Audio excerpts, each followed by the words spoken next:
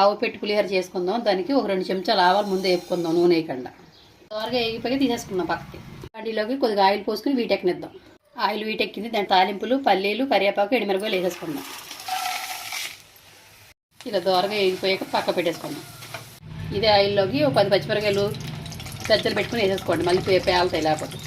పచ్చిమిరపకాయలు వేగిపోయాక చింతపండు కొద్దిగా నానబెట్టుకొని కొద్దిగా గట్టిగా గుజ్జు తీసుకొని వేసుకోండి. పలసగా వేసుకుంటే తొందరగా ఉడకదు, టైం పడుతుంది. చింతపండు గుజ్జు చేసుకున్నాక ఇందులో కొద్ది సాల్ట్,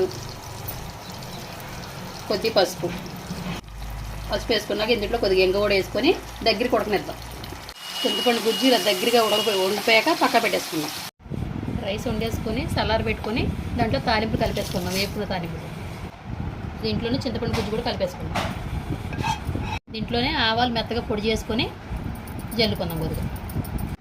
దీంట్లోనే కొద్దిగా కొత్తిమీర కూడా వేసుకుని బాగా కలుపుకుందాం. పులిహోర బాగా ఇలా కలిపేసుకోండి. ఆవు పెట్టి పులిహోర రెడీ.